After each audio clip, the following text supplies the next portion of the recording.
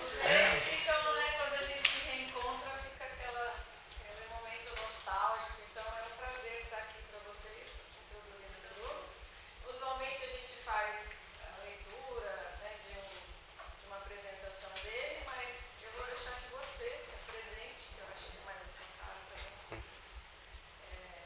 E aí depois eu vou estar anotando as perguntas, as inscrições, tá bom? Obrigada pela presença. Boa tarde, pessoal. Primeiro, assim, é uma alegria estar voltando aqui. Eu sei que é bem clichê, assim, quem geralmente é algum pós-graduando que volta aqui para dar SMEM, que a gente acha bem nostálgico. Mas, assim, realmente é uma alegria poder voltar aqui em outra posição, um pouco menos estressado, com um pouco mais de saúde, né? Que eu acredito que vocês... E quando eu vim conversando com o Robert sobre a possibilidade do SMEM, eu fiquei pensando assim, o que é que seria interessante para trazer para a gente discutir? Então, o que é importante da minha trajetória para que possa contribuir para a formação de vocês dentro da pós-graduação? Então, eu tentei trazer, assim, tem uma bandeira que eu sempre defendo, que é da geometria gráfica, que daqui a pouco eu vou falar. Mas também, assim, eu vou tentar trazer um pouco de alguns aspectos teóricos, falar um pouco do que eu fiz também, para tentar dar ideias. Que eu não sei vocês, mas todo SMEM que eu assistia, eu ficava, nossa, uma nova teoria, nossa, essa teoria agora eu quero para a minha vida, essa, e toda semana eu mudava de teoria, né? Então eu queria trazer assim, um pouco do que foi aqui minha trajetória, mas trabalhando uns temas que são caros para mim. Então, para que vocês possam entender um pouco melhor, falar assim, de que lugar que eu estou falando. Quantos aqui de vocês são formados em matemática? Matemática. A maioria, né? Pronto, então, eu não sou formado em matemática, eu sou formado em licenciatura em desenho e plástica. E atualmente esse curso ele não existe mais com esse nome, o nome dele é licenciatura em expressão gráfica. Então é para formar professores de desenho, o desenho geométrico que vocês conhecem, né? Mas eu vou falar que hoje em dia a gente chama mais de geometria gráfica. Eu tenho um mestrado em Educação Matemática e Tecnológica, também lá na Federal de Pernambuco. O doutorado aqui em Educação Matemática com a Rúbia. Atualmente eu sou professor de Geometria Gráfica do Colégio de Aplicação, lá da Federal. Então ele é um colégio ele não é um colégio igual ao outro, ele é um laboratório de ensino dentro da universidade. Então ele serve para atender tanto os licenciandos quanto os programas de ensino, como PIBID e residência. Então a gente também acaba desenvolvendo pesquisa, principalmente nessa área da educação. Sou líder do grupo de pesquisa em geometria gráfica e dentro do grupo de pesquisa em parceria com o grupo de pesquisa do Teorema, a gente está desenvolvendo uma pesquisa da Universal sobre a geometria nos livros didáticos. E tem um outro projeto, que é o projeto que eu sou mais dedicado no momento, o projeto mais importante, que é meu filhinho, certo? Então, eu acho assim, o pós-graduando é essa coisa de você tentar conciliar, né, vida pessoal e vida acadêmica, que muitas vezes a gente só sobrevive, né, e não... Mas assim, passa, viu, pessoal? Passa. Então, se a gente for falar agora da geometria gráfica, o que é propriamente a geometria gráfica, para a gente tentar entender o que é que eu estou entendendo por geometria gráfica? Quando a gente pensa em geometria, vocês pensam sobre o quê?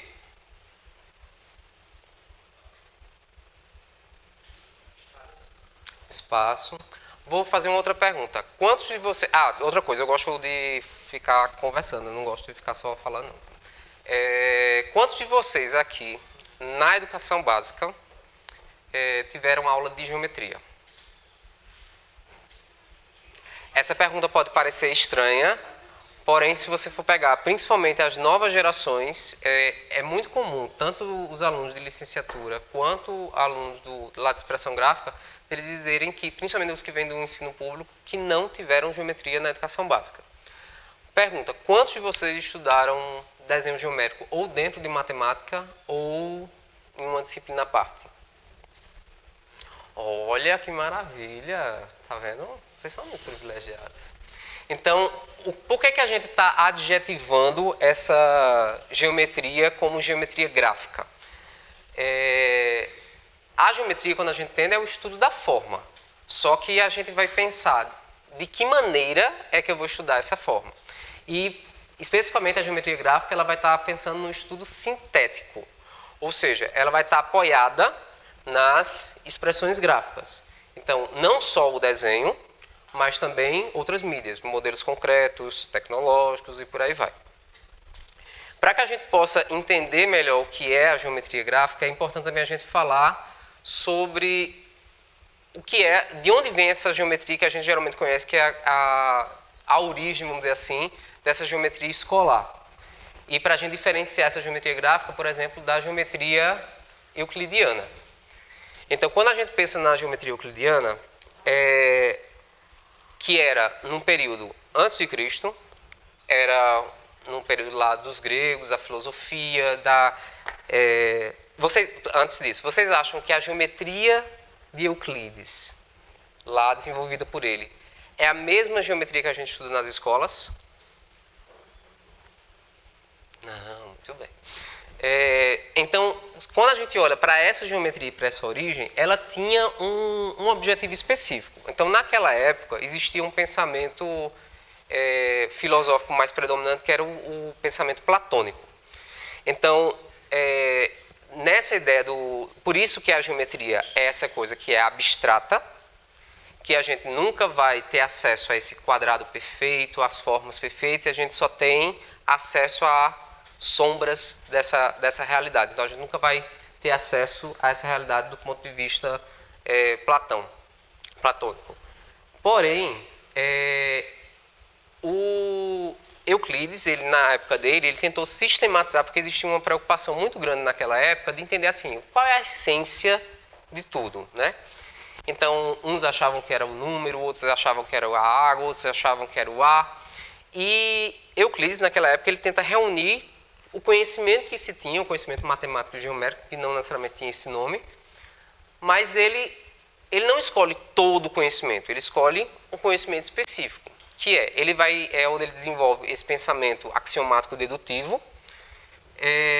mas ele tinha um objetivo específico, que era construir esses elementos fundamentais que naquela época eram os poliedros platônicos. Então, cada poliedro ele representava um elemento da natureza, então o tetraedro, o fogo, o hexaedro, a terra, o octaedro, a água, o icosaedro, o ar e o dodecaedro, o cosmos. Então, nesse intuito, ele tenta, desde o início, a partir de princípios básicos, e a intenção de Euclides era sempre trabalhar com o mínimo de instrumentos, que na verdade não era um instrumento. Então, quando a gente fala do desenho a régua e compasso, essa régua ela não representa a régua, ela representa a reta. E o compasso ele representa a circunferência, né, o arco de circunferência. Então, com essas duas linhas básicas, a reta e a circunferência, ele tenta construir toda uma teoria em cima dela. Só que assim, essa geometria, ela está preocupada com aquilo que pode ser construído, né? Então, com o passar do tempo, surgiram novas geometrias que tinham outras preocupações, que não cabia mais, que a geometria euclidiana não dava conta de determinados problemas. Porém, quando chega depois na geometria com Descartes, onde era muito complicado você pensar e sistematizar as formas, e você sempre tem que andar com um papel desse tamanho, com um desenho, com isso e aquilo, então era muito complicado. Então Descartes ele pensa em desenvolver um tipo de linguagem em que eu pudesse representar essas formas, só que de uma maneira muito mais simples, né?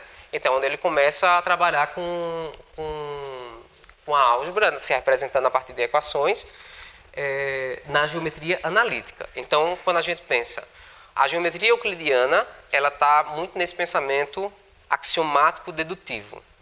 A geometria analítica, o suporte dela é a álgebra, né? mas todas elas estão trabalhando a mesma teoria, que é a geometria euclidiana.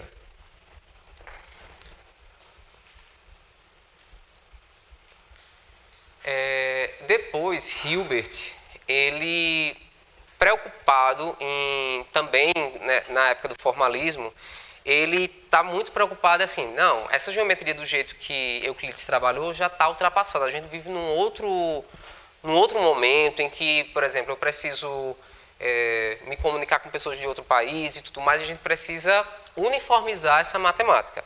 Então ele meio que reescreve a teoria de Euclides, só que muito com essa linguagem formal. Então, se você for olhar, por exemplo, os livros dos Elementos e o livro de Hilbert, você percebe diferenças, mas apesar deles trabalharem a mesma teoria.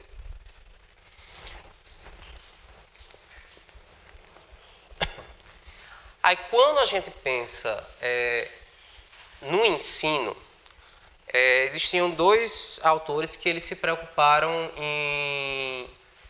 eles olhavam que a forma como o Hilbert trabalhava não era tão usual para os estudantes na educação básica. Então, foi a primeira vez que eles tiveram assim, a preocupação de como eu vou arrumar essa teoria para se ensinar. Então, eles achavam que eu colocando valores numéricos nessas medidas, então foi a primeira vez que se colocava, em vez de ter dado um segmento AB, não sei o que, não, era um segmento AB de 5 centímetros e por aí vai. Então, é onde ele começa a colocar essas medidas. E nisso é que a gente percebe uma aproximação da geometria escolar, que quando a gente vai olhar para os livros didáticos, a gente percebe que o tratamento dessa geometria é muito mais focado no cálculo das medidas das formas, e não necessariamente no estudo da forma. Então, não quer dizer que não há o estudo da forma. Há, mas ela não é o foco. É como se fosse assim, ela é só o meio e acaba não sendo explorado muito a forma em si.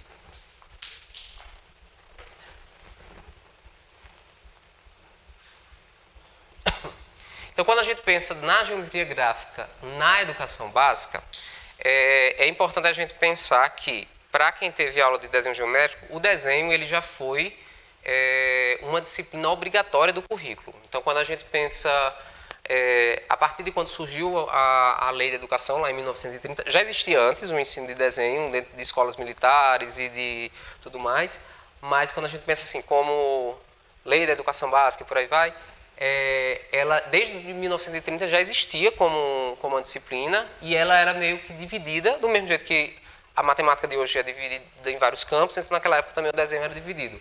Então você tinha o desenho decorativo, que era essa coisa de ornamentos e tudo mais, o desenho do natural, o desenho geométrico e o desenho projetivo, que é a parte da representação no plano de formas tridimensionais. Só que assim, com o passar do tempo e a partir de vários movimentos políticos, por exemplo, o pessoal das artes começaram a se organizar e começaram a dizer, a gente que... Porque não tinha necessariamente nessa época, nesse início, alguma formação específica para o professor de desenho, ela surge depois.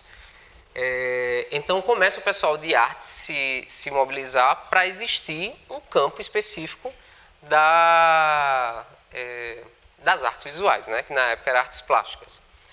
E, inclusive, assim, existiam essas modalidades, então não só as artes plásticas, mas também o teatro, a música, e tinha o desenho também. Então, em 1971, tem uma promulgação onde ele tira a obrigatoriedade do desenho do currículo. Então, ou seja, ele não diz que não é para ensinar, mas ele diz que você não é mais obrigado a ensinar, ou seja, ninguém ensina. Qual a consequência que a gente vê disso daí? Primeiro, as escolas públicas elas deixam de existir, a maioria dos cursos que existiam, eles começam a não ter mais campo de atuação, então muitos desses cursos eles começaram a migrar para outras formações. Então, por exemplo, em Santa Catarina, o curso de licenciatura em desenho, hoje é o curso de design. Então, hoje, no Brasil, a gente tem 2 cursos de licenciatura que hoje a gente chama de expressão gráfica, que é um lá na UFPE e outro na UFRJ. E onde é que persiste o ensino de desenho, se a gente for pensar, né? Basicamente, em colégios federais, como o Colégio de Aplicação e outros colégios de aplicação, cursos técnicos, principalmente aqueles que são voltados para essa área de conhecimento. E atualmente também a gente vê uma atuação desse profissional que atua muito em laboratório maker. É uma tendência que a gente vê em um espaço, um campo dentro de atuação, né, desse profissional.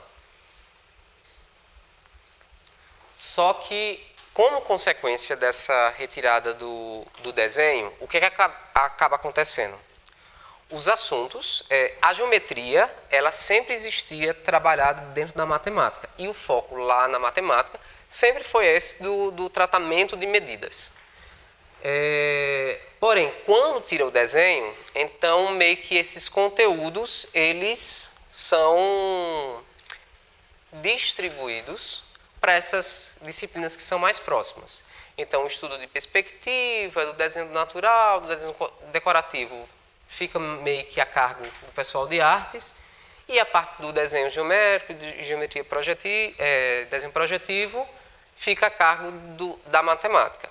Porém, quando a gente olha para a formação do professor de matemática, ele não tem uma formação específica para dar esse conteúdo. Então, acaba que essa formação nessa área de conhecimento fica precarizada. Então, quando a gente olha essa formação inicial, então, quantos de vocês aqui que fizeram licenciatura em matemática tiveram disciplinas de desenho geométrico na graduação? Levanta o braço. Muito bem. Quantos de vocês tiveram uma disciplina específica para geometria descritiva? Ou era uma disciplina só? Era uma disciplina específica, então tinha desenho geométrico e tinha geometria descritiva. Tá vendo? Também, tá vendo? Vocês são muito privilegiados. Então hoje a gente vê um movimento, por exemplo, quem é que vai lecionar esse conteúdo nas universidades? Então, se a gente pensa a longo prazo, vamos supor, você pagou 1 ou 2 disciplinas nessa área de conhecimento. Quando você for ensinar, obviamente, você vai ter conteúdos que você vai estar mais próximo. Só que esse conhecimento você não tem tempo suficiente de se apropriar desse conteúdo em uma disciplina de, não sei quantas horas é aqui 60 horas, que aqui é desenho geométrico e a parte de geometria descritiva tudo junto em 60 horas. Então, a gente acaba fragilizando o ensino nessa área de conhecimento. E juntando aquilo que eu disse anteriormente, que era a questão do enfoque muito mais na questão algébrica, na questão do tratamento das medidas, o que eu venho percebendo tanto com os licenciandos quanto com os estudantes é um distanciamento da apropriação da forma. Ao ponto que a gente acaba tendo alguns problemas conceituais em entender determinados conceitos. Por exemplo, quando eu pergunto para vocês, o que é um ângulo reto?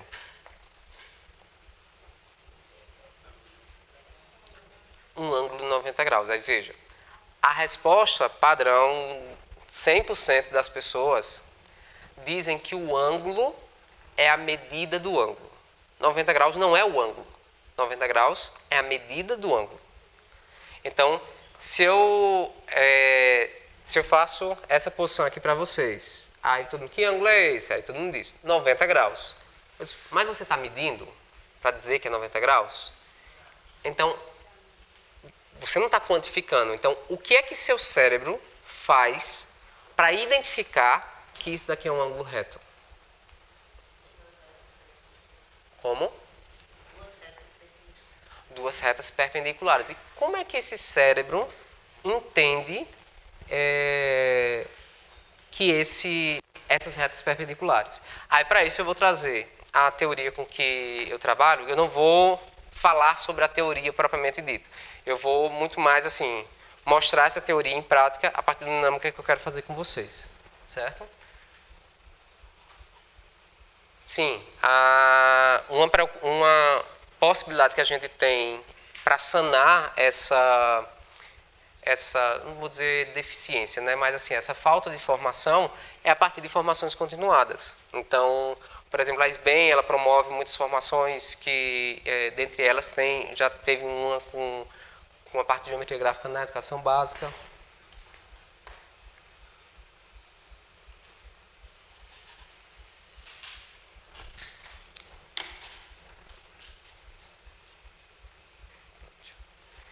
E aqui a teoria que eu trabalho é o modelo dos campos semânticos, que eu consigo, é uma teoria que eu consigo, inclusive, na minha prática em sala de aula,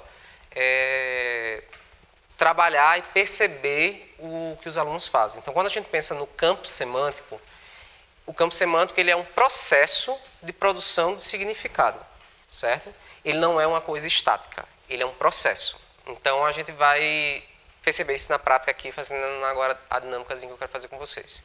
Vocês vão pegar esse papel que vocês estão, vocês vão colocar ele numa posição que eu gostaria que vocês não se mexessem, certo? Assim, vocês podem ficar olhando para o papel, mas sem ficar virando cabeça nem nada do gênero, certo? Assim, ou seja, escolham a posição que vocês querem ficar, certo? E eu vou pedir uma coisa muito difícil para vocês fazerem agora. Eu queria que vocês, à mão livre, desenhassem um retângulo.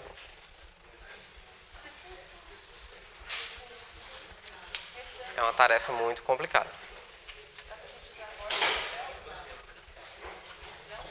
Como é? Como você quiser. O retângulo é seu. Desenhar um retângulo à mão livre.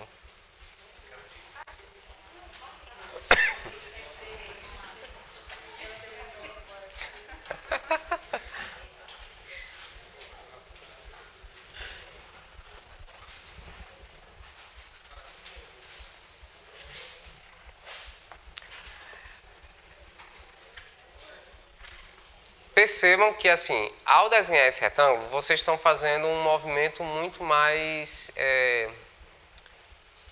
intuitivo. Vocês não estão racionalizando esse processo de fazer o retângulo. Porém, agora eu quero que vocês reflitam e pensem o seguinte. Eu quero que vocês descrevam, aí vocês podem escrever ou só pensar, certo? Como foi que você fez esse retângulo linha por linha? Tipo assim, o que foi que você levou em consideração para fazer a primeira linha, o que foi que você levou em consideração para fazer a segunda linha e por aí vai. Certo? Vocês podem pensar ou escrever.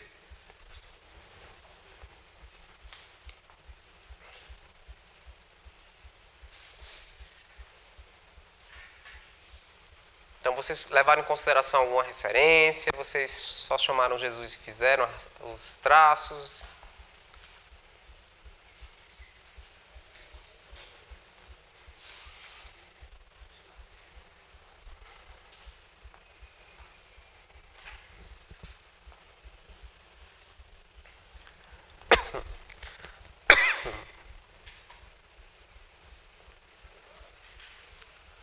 Posso passar para a próxima fase?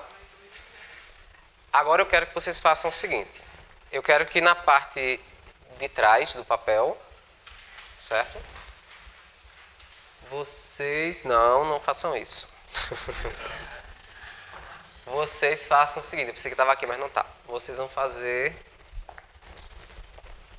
um segmento assim. Mais ou menos nessa posição. Certo? Fazer um segmento mais ou menos nessa posição aqui. Ok? No verso do papel.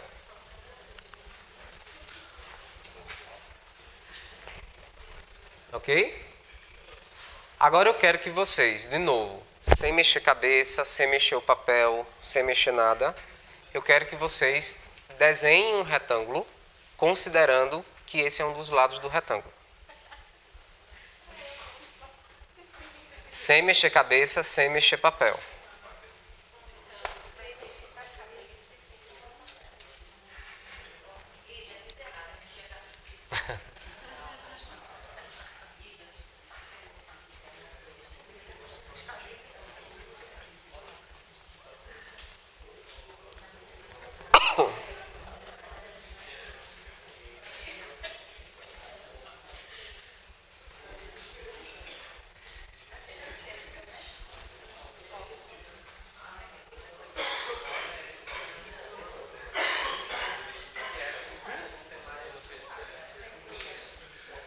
Pronto? Agora eu quero que vocês façam a mesma coisa. Eu quero que vocês tentem descrever como vocês fizeram linha por linha desse outro retângulo. E vocês podem até dizer assim, vocês sentiram alguma dificuldade? Foi a mesma coisa que fazer o outro retângulo? Foi diferente?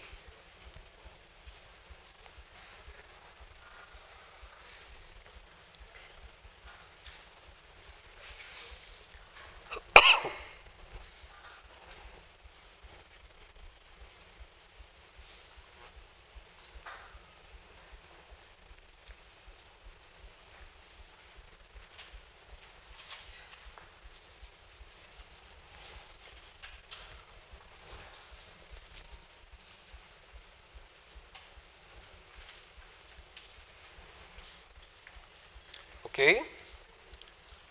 E por fim, eu quero que vocês escrevam, só pensem, o que é um retângulo?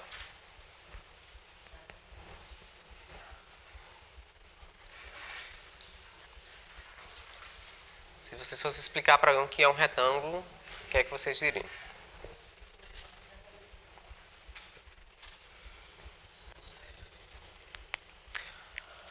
Ok?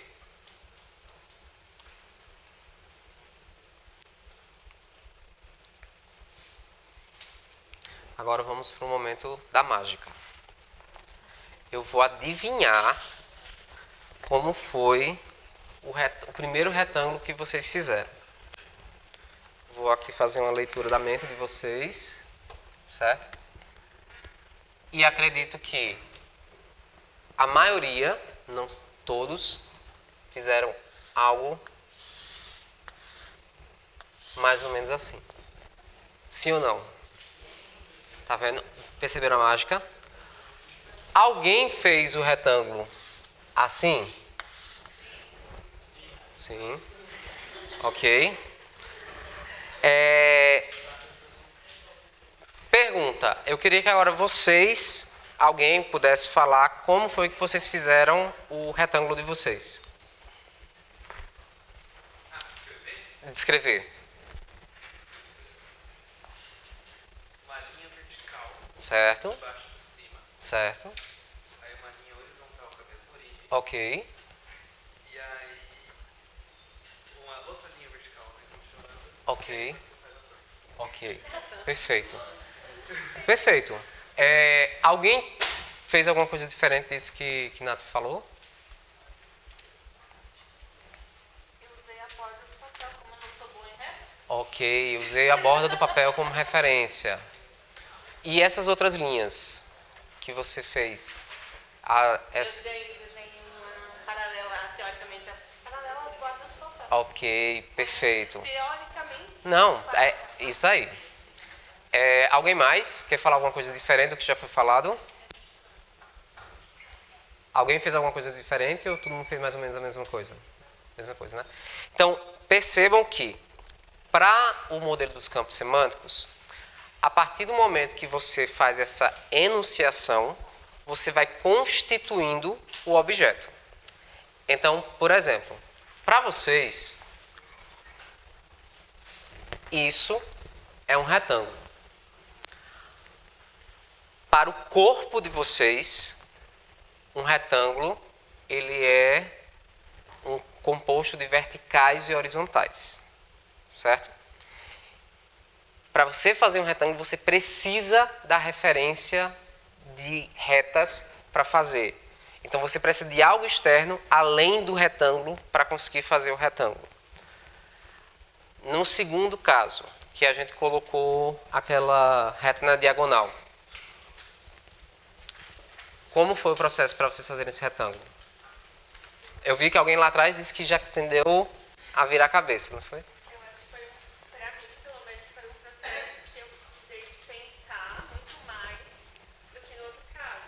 Isso. Porque eu não poderia mexer, não poderia virar folha, não poderia, né? E aí, então, eu construí, a partir da reta, eu construí as duas laterais, né? Assim, paralelas, e depois fechei. e como é que essas paralelas estavam em relação ao primeiro, assim, como foi o critério mental para você fazer? Assim, o que foi, você tentou fazê-las como? Fazendo 90 graus Certo, perfeito. e as duas sendo paralelas. Ok. Alguém mais fez alguma coisa diferente? Pra mim foi mais fácil fazer outra, mas é porque eu sou canhota, então Eu também. o jeito deve facilita pra mim quando tá inclinado. Ah, tá. Ótimo. Então, percebam que para aquelas pessoas em que o retângulo é constituído por verticais e horizontais, ela tem uma dificuldade de fazer esse retângulo quando ele não está nessa posição da vertical e horizontal, certo? Aí agora, o que é que vocês colocaram como o que é um retângulo? É um quê? Um paralelogramo. O que mais? É só um paralelogramo? Todo paralelogramo é retângulo?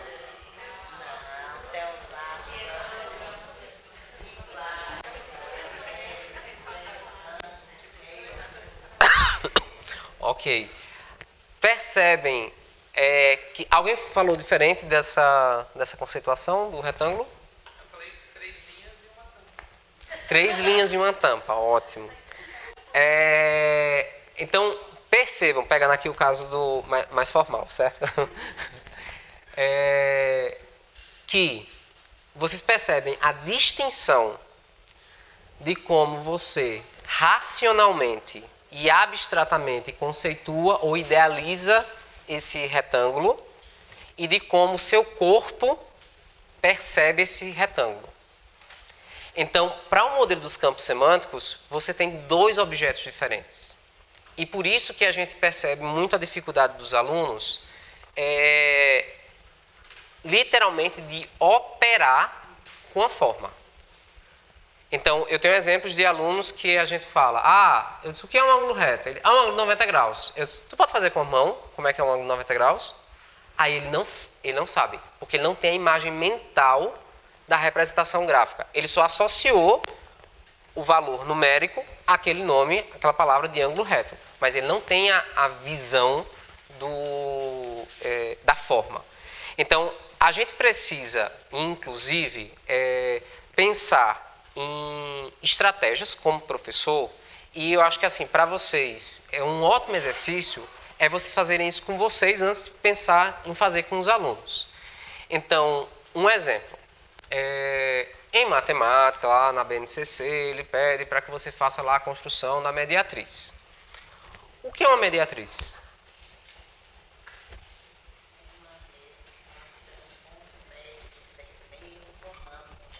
Olha que coisa linda. Você foi precisa. Eu vou ilustrar, certo? Veja que você constitui Você está constituindo a mediatriz. Vê se o som ainda está saindo. Está saindo? Você está constituindo essa mediatriz como uma reta. Desculpa, fala de novo.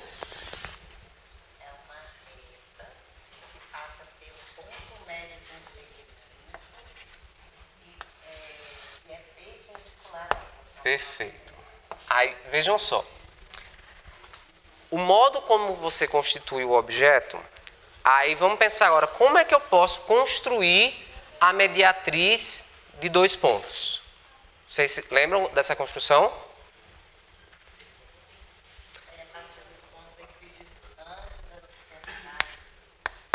Você tem 2 pontos aqui, aí você faz o quê? Faz circunferências. Certo? E essas circunferências têm uma característica específica?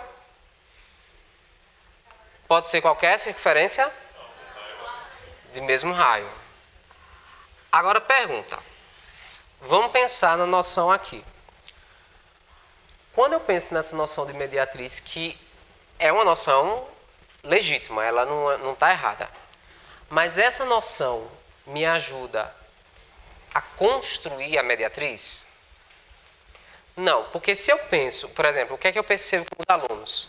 Se eles entendem que a mediatriz é uma reta que passa no ponto médio, a primeira coisa que eles vão fazer ao tentar construir é achar o ponto médio e depois fazer uma perpendicular.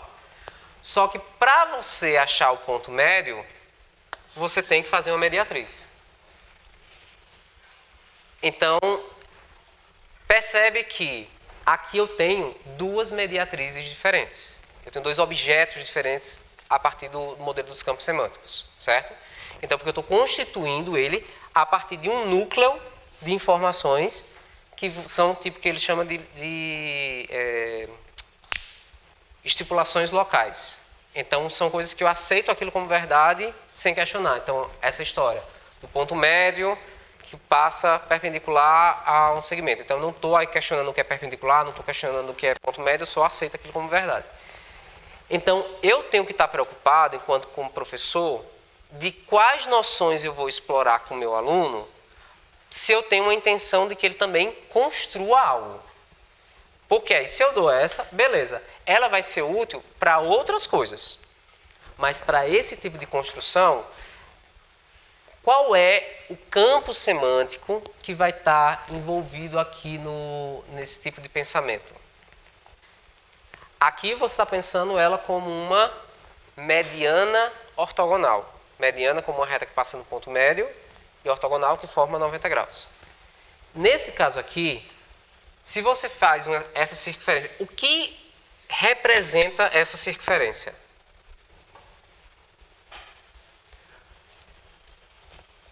Qual é a propriedade geométrica que ela tem?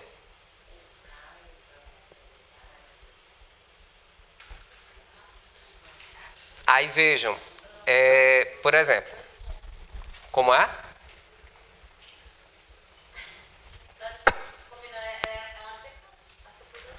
É uma secante, tudo bem, mas por que funciona eu fazer essa construção? Que isso, pronto, o que é muito comum na matemática, quando a gente trabalha com construção geométrica, se tem uma construção e eu tento provar que aquela construção ela é verdadeira.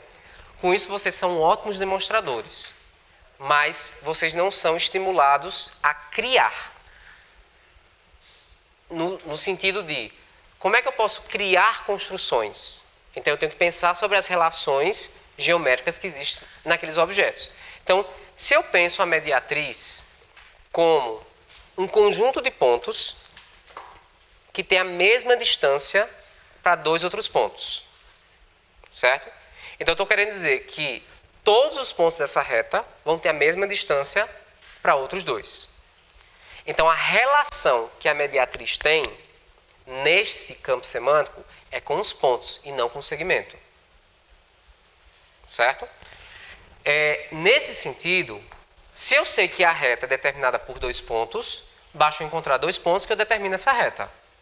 Então, eu preciso encontrar dois pontos que estão à mesma distância daqueles pontos iniciais. Então, o que é que a circunferência ela tem como característica geométrica? Que todos os pontos dela são o quê?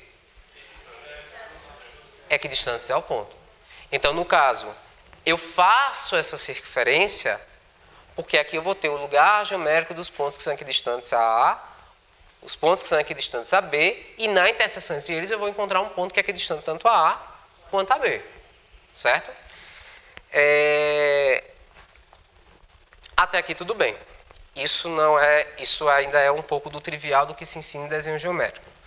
Mas, em termos de possibilidade do que a gente pode avançar, que é um pouco da contribuição que eu trago com a minha tese, que também já veio um pouco da minha própria prática de ensino, é da gente que... Porque, assim, o aluno, quando a gente fala determinados conceitos, o que eu percebo hoje em dia é muita dificuldade com o vocabulário geométrico, é muita palavra que os alunos eles não sabem. Então, se a gente tenta organizar, é diferente se eu falo aqui, tipo, coincidentes. O aluno ele vai pegar, imaginando assim, uma caixa cheia de palavras e ele vai sair catando no cérebro dele aquela palavra sem nenhum critério. Porém, se eu tento distinguir e categorizar como se eu fosse colocar em caixas menores, Esse aluno, quando ele for acessar um determinado conhecimento, ou determinada informação, ele vai só pegar aquela caixinha, ele não vai pegar a caixa inteira. Então, isso gasta menos energia para ele pensar. Por exemplo, quando a gente fala o que é uma reta perpendicular?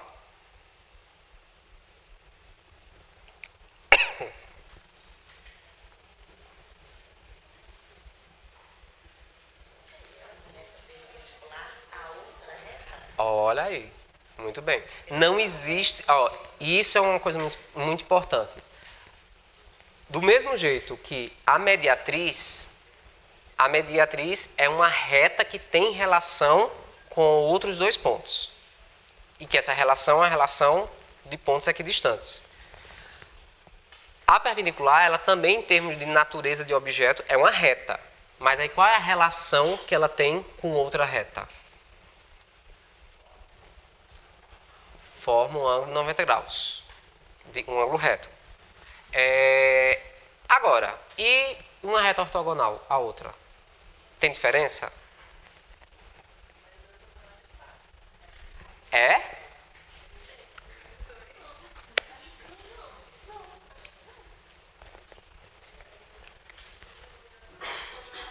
Vamos pela etimologia da palavra. Quando você pensa ortogonal, você está pensando orto. Me diga outras palavras que tem esse prefixo. Ortopedia. O que é que o ortopedista faz? Mexe com os ossos, mas só mexe assim, deixa tudo troncho. Ele conserta, ele deixa eles direitos, ele deixa eles retos, certo? Quando eu falo ortografia, é uma caligrafia reta, direita. Quando eu penso ortodoxo, é aquela coisa assim, rígido, né? Então, perceba que esse prefixo orto, ele significa reto. E ortogonal, gonal ele vem de quê? De ângulo. Então, ortogonal, ele simplesmente está dizendo, forma um ângulo reto. Não me interessa. Então, quando eu falo de ortogonalidade, eu estou me referindo a uma relação angular. Eu não estou me referindo a uma relação posicional. Então, a gente separar essas classes, que geralmente no livro ele é apresentado tudo dentro do mesmo balaio, certo? Então, é importante a gente separar isso porque a perpendicular, ela precisa ter duas relações. Uma relação posicional e uma relação angular. Então, ela precisa ser ortogonal e ela precisa ter uma posição de concorrência, certo? Então, elas são retas concorrentes e ortogonais. Então, o que geralmente o pessoal confunde é pensando que a ortogonal só pode ser se for assim. Mas a ortogonal pode ser assim também. Porque a ortogonal só está preocupada se os ângulos são retos. Então, não importa se está cruzando, se não está cruzando, se o que for, certo? Uma outra possibilidade que a gente tem, ainda indo para a construção, eu vou pegar ainda o modelo da mediatriz. Vocês sabem o que é uma bissetriz?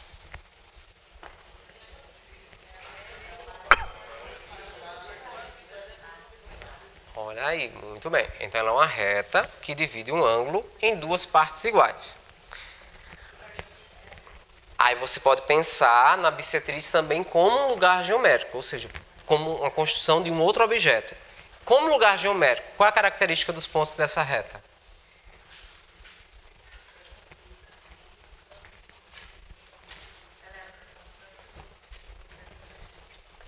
E aí?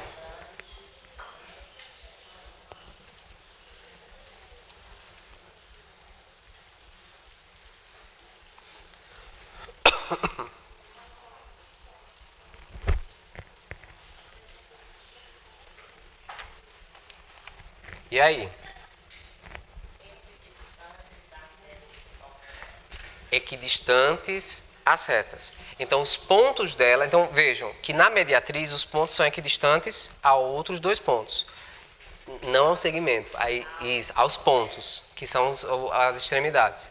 E a bissetriz, os pontos vão ser equidistantes à reta. Só que E vocês sabem como é que se constrói uma bissetriz?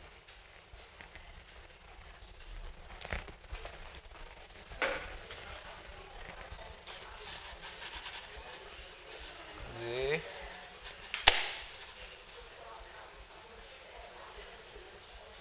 Deixa eu pegar daqui.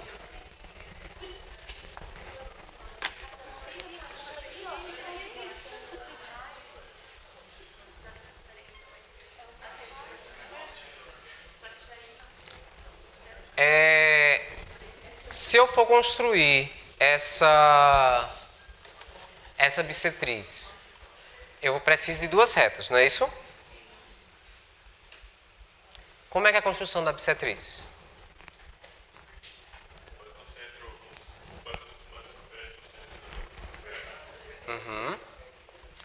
Faço a circunferência aqui nessa interseção. E depois?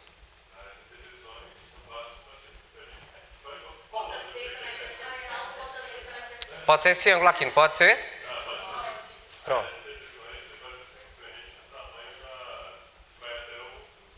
Até esse pontinho? Tem que ser nesse pontinho?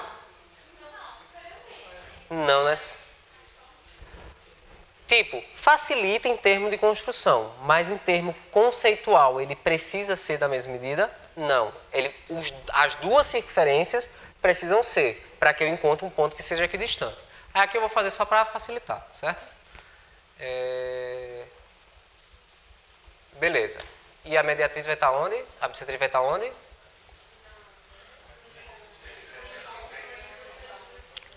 Lindo.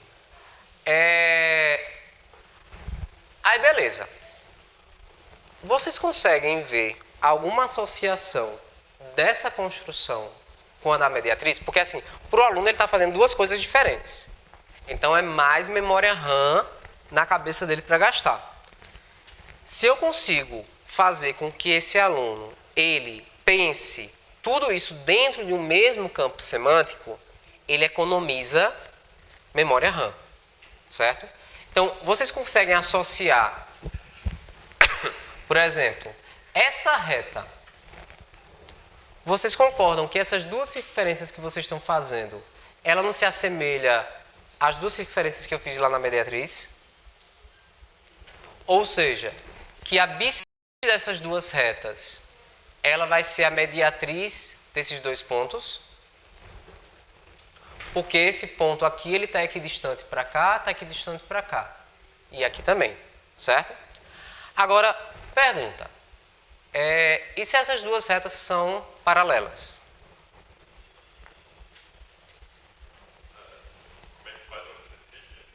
Não como faz a bissetriz.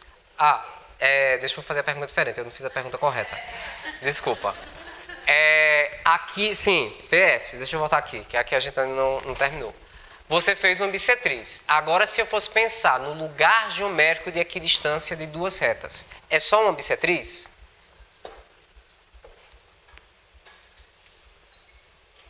Por exemplo, todos os pontos que vão estar à mesma distância dessas duas retas, é só essa bissetriz? Ou vai existir algum outro ponto que também... ou outros pontos? Alguém falou alguma coisa aí?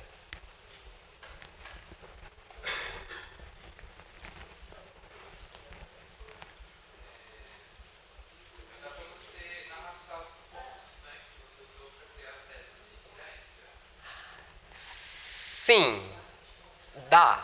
Só que assim, se eu afastar aqui, eu só vou estar achando pontos da bissetriz. A minha pergunta é, existe mais algum ponto que está fora dessa bissetriz?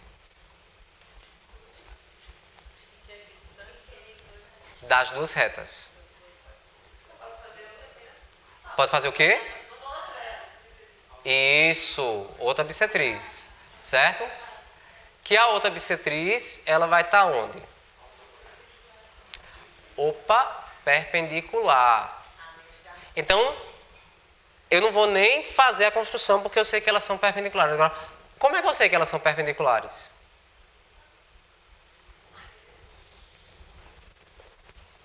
O que me garante que elas são perpendiculares? Vocês percebem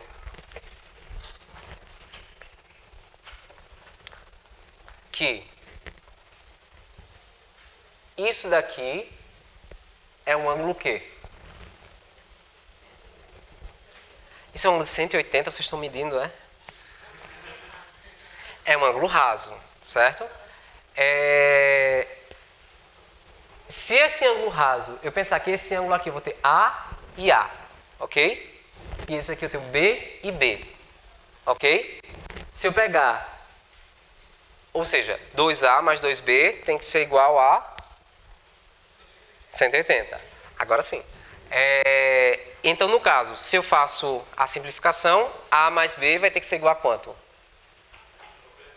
90. Aí eu estou provando que a relação dessas duas retas são ortogonais. Eu não estou só vendo. E só um detalhe. Como é que o cérebro de vocês entendem a ortogonalidade? Vocês, por exemplo, os meus braços aqui são ortogonais? Não. Por que ele não está ortogonal? Porque está torto. Exatamente isso. O que o cérebro de vocês entendem por oblíquo é torto. Então você vê uma abertura aqui menor que outra. Então o cérebro de vocês vai entender o reto em duas situações. Ou ele vai constituir como uma vertical e horizontal, e ele reconhece esse ângulo reto de uma maneira mais rápida, só que aí esse campo semântico ele é muito limitado. Porque aí, se eu estiver nessa posição aqui, você não consegue, você vai ter dificuldade, você vai ter que fazer aquela viradinha para trazer a referência do horizontal e vertical. Agora, se eu penso nessa questão, se essa abertura está aparentemente igual a essa, então eu posso dizer que o ângulo é reto.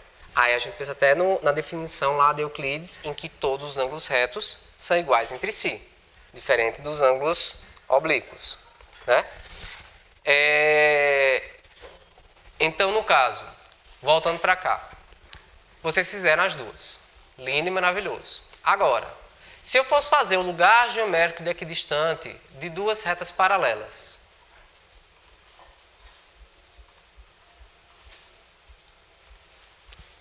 qual é o lugar geométrico de equidistância de duas retas paralelas?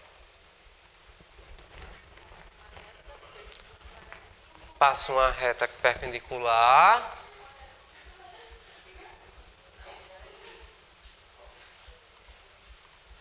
Ops, deixa eu fazer assim.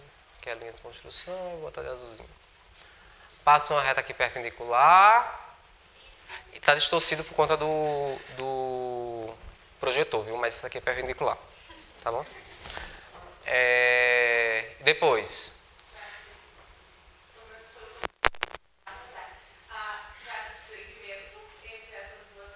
Sim. Isso. Pronto. Então, ou seja, se eu também fizer a mediatriz desse, então é a mesma coisa, né? Então eu venho aqui, ó, que coisa linda. Ops, não, peraí. Cadê a mediatriz aqui, ó? Se for por lugar geométrico. Então, você está fazendo uma construção para determinar o lugar geométrico. Agora, o que eu Sim, aqui o que você vai pensar, o que você tem que pensar aqui é o seguinte: se ele tem que ter a mesma distância para as retas, isso é uma coisa que os alunos têm muita dificuldade é distância. Determinar a distância de um ponto para uma reta. Como é que eu faço a distância de um ponto para uma reta? Uma perpendicular. Por quê? Porque é o menor caminho, certo? Aí tem toda uma prova de como se faz isso. Então aqui o que você está fazendo é essa perpendicular que você faz aqui, você está garantindo que esse ponto do meio vai ter a mesma distância para cá e para cá. Se você faz uma outra perpendicular e determina aqui o outro ponto, você ligando esses dois pontos, você tem esse lugar geométrico. Porém, se você já sabe que ela é uma paralela, você pode já traçar a paralela depois do primeiro ponto. Porém, como é que eu posso fazer para o meu aluno economizar a memória RAM? Aí é onde a gente vai introduzir uma outra geometria, que é a geometria projetiva, que ela vai considerar uma outra situação, que é o seguinte. Nos livros de desenho geométrico e tudo que se trabalha com geometria gráfica, ele faz assim. O lugar geométrico de duas retas no plano são duas bissetrizes ortogonais, exceto quando elas são paralelas. Porque quando elas forem paralelas, vai ser uma reta paralela equidistante as duas. Ou seja, eu estou constituindo um outro objeto. Agora, se eu penso o seguinte, ó, nessa situação, certo? Eu vou... deixa eu tirar essa daqui. Nesse caso aqui, eu tenho as duas retas, certo? Concorrentes. E eu vou propositalmente fazer com que elas fiquem aqui, ó, paralelas.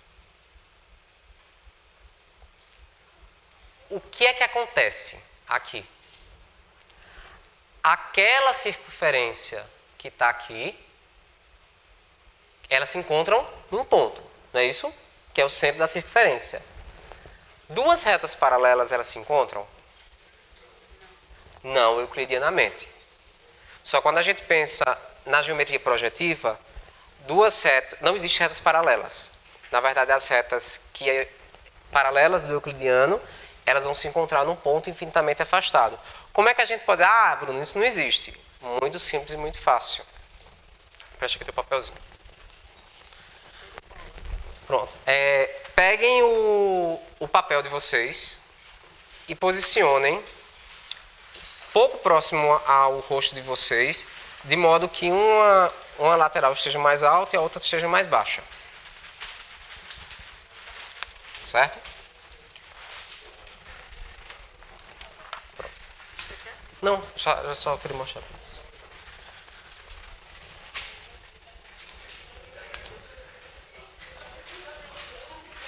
Vocês estão vendo algo mais ou menos assim? Sim ou não? Vocês estão vendo algo mais ou menos assim? Essa parte em cima do papel que está mais afastada e essa parte do papel que está mais próxima a você. Sim ou não? Vocês concordam que as laterais do papel são paralelas? São. Pois é. Então, porém, a perspectiva não é. Isso quer dizer que, por exemplo, se eu digo aqui... deixa eu ver aqui. Vejam se vocês percebem aqui uma coisa. Analisa aqui esse copo. Pode analisar. Percebe que para ela compreender o objeto, ela muda de perspectiva? Então, o seu cérebro, ele reconhece, apesar dessas retas que você está vendo não serem paralelas, mas o seu cérebro entende elas como paralelas, porque você tem várias perspectivas diferentes para poder analisar. Então, geralmente, se eu pegar um cubo aqui e der para você, você vai ficar mudando de perspectiva para você ter a noção de paralelismo, de ortogonalidade, e por aí vai. Então, eu preciso... Então, ou seja, a gente pode pensar que a gente não vê a realidade. A gente vê a perspectiva da realidade, né? Pensamento bem platônico. Que esse pensamento platônico nos ajuda a compreender a geometria. Então, eu preciso levar isso em consideração porque o meu aluno, quando ele for trabalhar as representações, ele vai trazer nas representações aquilo que faz parte do campo semântico dele. Então, se eu pedir para vocês fazerem, agora é mais difícil, façam um desenho de um cubo. Um cubo.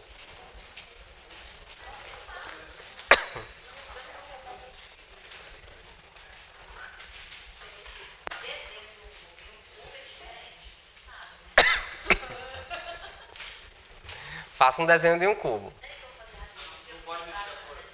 Como é? Pode mexer. Aí você pode fazer o que você quiser.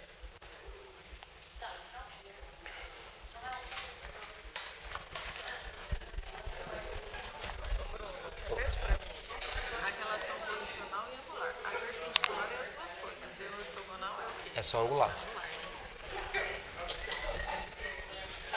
Perpendicular é ortogonal, é isso? Hã?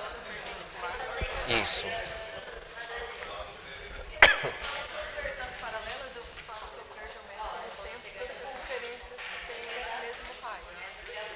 Como? Quando eu faço isso que você falou, aí eu vou encontrar essa reta. Ela é o centro de todas Todas as circunferências tangentes, é uma outra maneira de pensar também. Mas você percebe que é um outro objeto. Eu não consigo construir isso. Isso, entendeu? Aí você tem que optar Diferente do outro. Nesse da mediatriz, eu preciso desse raciocínio. para poder construir, exatamente. Esse aqui eu não consigo construir com esse raciocínio. Exato. Depois Exatamente, tá certo. Porque aí você, por exemplo, eu geralmente faço o raciocínio, eu faço daqui para depois concluir ali. Aí porque eles vão utilizar esse outro raciocínio para outras coisas. Fizeram um cubo? Vocês acham que o jeito que vocês desenharam o cubo é como vocês veem o cubo?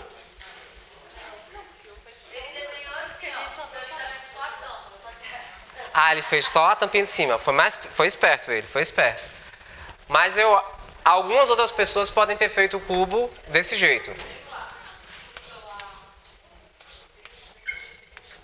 Certo? Percebam que assim, se você questiona o aluno, você vai descobrir elementos de como esse aluno produz significado. Então, para o modelo dos campos semânticos, não existe erro. Tudo é produção de conhecimento. O que eu preciso fazer enquanto professor é fazer uma leitura plausível da produção de significado dele para que eu possa entender em que campo semântico ele está operando. E se eu perceber, nossa, agora eu entendi, que é um exemplo clássico. Você diz para uma criança para ela contar, somar 2 mais 3. Aí a criança ela vai fazer o quê? 2 mais 3. Ela junta e vai contar. Ela consegue fazer essa soma. Aí se você diz, agora some 7 mais 5. Ela não consegue.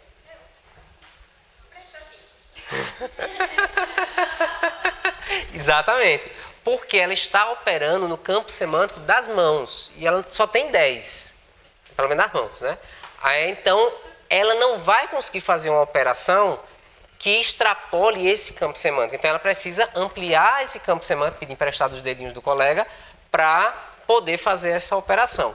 Então, do mesmo jeito, quando eu questiono o meu aluno e ele fala determinadas coisas, ele diz para mim o campo semântico que ele está operando. Por exemplo, se ele diz, não, porque esse ponto aqui é equidistante. Opa! Então, ele está trabalhando nesse campo semântico do lugar geométrico. Já se ele está nessa ortogonal, perpendicular, passando no ponto médio, então ele está no outro, então isso me ajuda a compreender em que campo semântico ele está operando. Então, aquele cubo, por exemplo, no desenho, ele também vai expressar algumas características do que o aluno entende por um cubo. Então, o que é um cubo?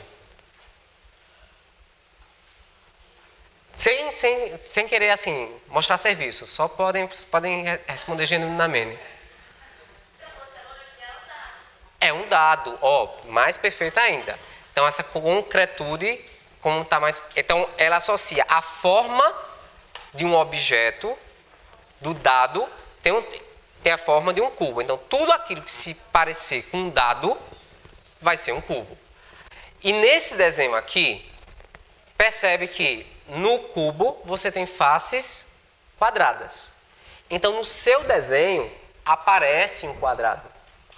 Mesmo que em perspectiva a gente não veja esse quadrado propriamente dito, só numa posição bem específica. Outra característica, que as arestas são paralelas entre si. Então, percebe que no desenho o paralelismo também aparece?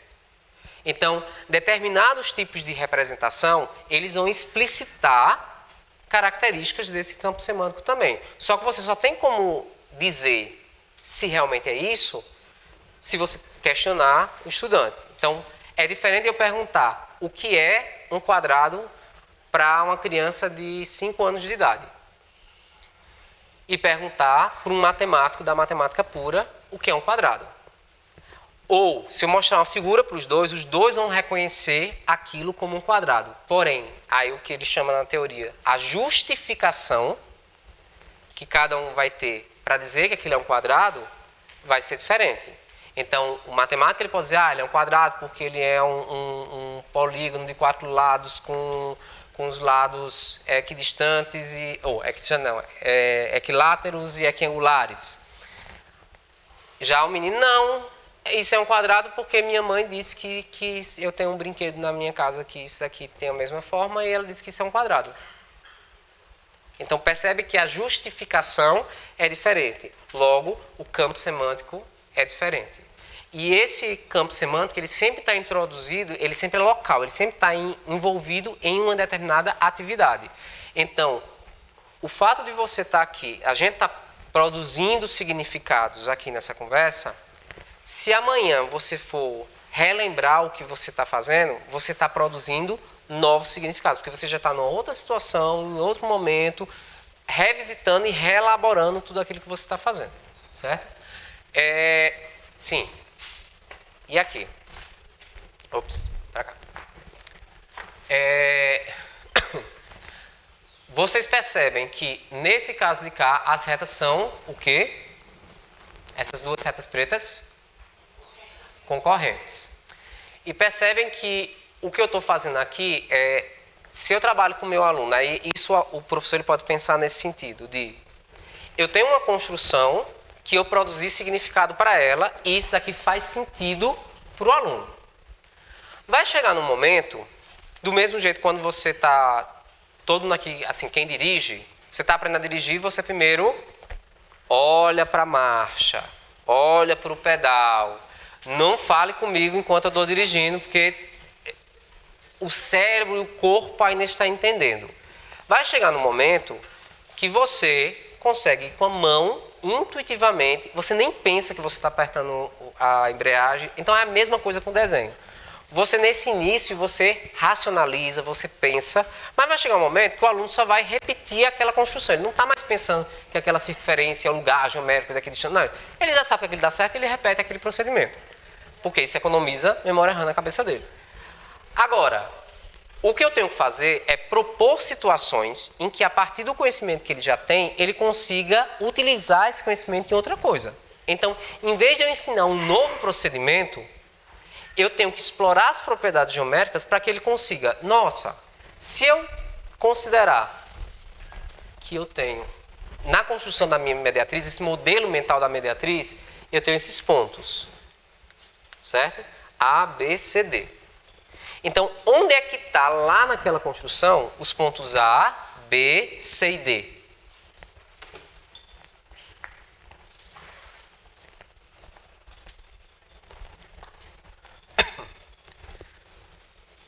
Tipo, esse ponto aqui vai ser quem? Ele pode ser o A ou pode ser o B. E aqui eu coloquei de propósito ele em outra posição para deixar vocês com a cabeça virada tentando botar na mesma posição. Então aqui pode ser o A e o B. E esse aqui vai ser quem? Pode ser o D ou pode ser o C. Então, na verdade, o que ele está fazendo aqui é uma construção de uma mediatriz. Então, às vezes, você consegue ver o aluno falando, não, essa mediatriz aqui. Aí você diz, o menino errou. Mas você não sabe por que ele está... Aí você pode questionar, por que você está dizendo que isso é mediatriz? Aí você pode explicitar se ele houve só uma confusão da palavra, ou não, professor, é porque ele não é a mediatriz desses dois pontos? Aí você olha aí, conhecimento aparecendo. Aí, beleza. Se ele é a mediatriz, e essa circunferência... Por que a gente fez essa circunferência? Foi para garantir o quê? Que distância? A distância do vértice tem que ser a mesma. Então, a gente também pode considerar que esse ponto de encontro é o ponto C, por exemplo. Certo? Agora, se eu faço com que as retas sejam paralelas, essa circunferência vai se tornar o quê? Uma reta. Porque ela vai ser uma circunferência de centro infinitamente afastado. Ou de centro que chama impróprio. certo? Tudo que está infinitamente afastado, ele vai ser impróprio na geometria projetiva. E a gente tem que lembrar que... Como? É verdade isso. E é verdade esse bilhete. E a gente precisa... Então percebam que a geometria projetiva é um conteúdo que se vê na educação básica? Não. Mas eu me utilizo desses conceitos da geometria projetiva para que eu possa generalizar situações e que o meu aluno ele consiga reconhecer que aquilo que você está fazendo... Então, por exemplo, se ele diz para mim que essa reta aqui é uma bissetriz, muito possivelmente ele deve estar nesse campo semântico do projetivo. Agora pergunta, o lugar geomérico de equidistância entre duas retas vai ser o quê?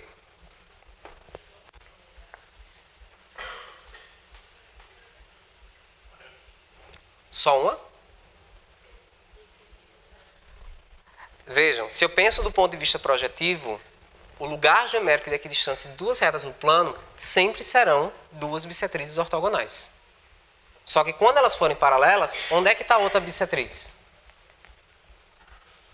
Porque a bissetriz ela tem que passar por onde? Ela não tem que passar pelo vértice? Então essa outra bissetriz vai estar onde? Infinitamente afastado, num lugar impróprio. Então ela vai ser uma reta imprópria, certo? Então, se o meu aluno ele pega e fala, essa bissetriz aqui, eu entendo que ele está operando nesse campo semântico projetivo.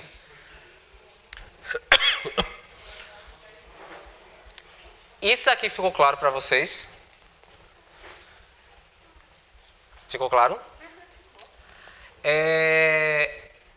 Com isso, então a gente percebe assim, que o trabalho da geometria gráfica, ela não vai se resumir, por exemplo, ao que a gente chamava só do desenho geométrico, que é a construção com régua e compasso.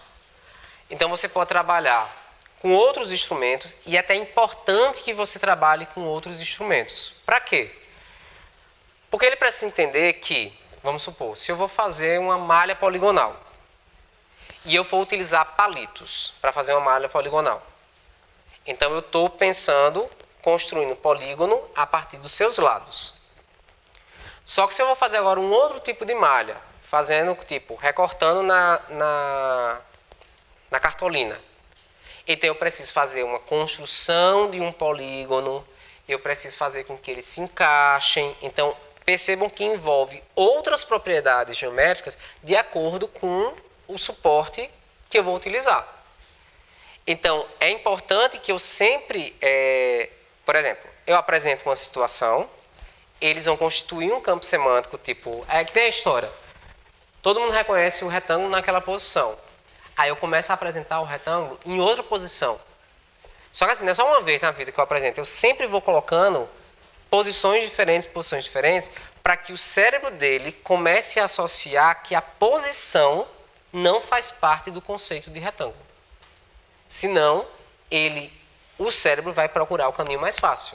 Então, se o quadrado sempre aparece com os lados na vertical e horizontal, eu vou associar isso. E por isso que quando a gente vê Então, essa questão da posição prototípica não é só questão, porque sempre aparece desse jeito. É como o cérebro produz significado para aquela posição. Então, quando eu coloco o quadrado nessa posição, preferência quadrado, ele vai primeiro associar um losango para depois eu dar aquela viradinha de lado e associar o quadrado. Certo? Então, se vocês tendem a exercitar esse cérebro e o desenho, literalmente, de você fazer retas em posições diferentes, você não está virando papel para fazer, porque se você sempre está com o papel virando e fazendo sempre na mesma direção, o seu cérebro condiciona a sempre entender só naquela posição. Então você precisa fazer outras conexões neurais para produzir. Então, do que eu queria trazer para vocês seria justamente essa possibilidade da gente fazer uma leitura a partir da produção de significado dos alunos, a partir dos campos semânticos, trazer um pouco do histórico, assim, desses aspectos da geometria ao longo seja ela como ciência ou seja ela como matéria escolar, a geometria gráfica, como ela é hoje trabalhada e as possibilidades. Então, se a gente pensar que não temos professores de desenho suficiente para dar essa disciplina. Então, a gente vai deixar com que essa área de conhecimento cada vez mais suma. Então, será que a álgebra ela vai dar conta de eu entender a forma? Então, quando eu trabalho isso daqui, eu não percebo outras questões que vão, inclusive, me ajudar na própria álgebra, e vice-versa, como também eu olhar para a medida... um exemplo, nas minhas aulas, como eu sei que já na matemática eles já trabalham muito com número, eu não trabalho com números. Então, um segmento, eu digo um segmento A. Aí eles, é 3 centímetros, professor? Não, chame Jesus, marque um segmento aí qualquer. Aí eles tendem a pegar a régua, medir lá na régua. Eu disse, mas por que você está medindo? Você está tendo um trabalho a mais. Então, de associar e eles entenderem essas medidas, não só de forma numérica, mas entender essas medidas também de forma gráfica. E eles conseguirem fazer outras associações. E era isso, pessoal. Vocês têm alguma pergunta, alguma coisa?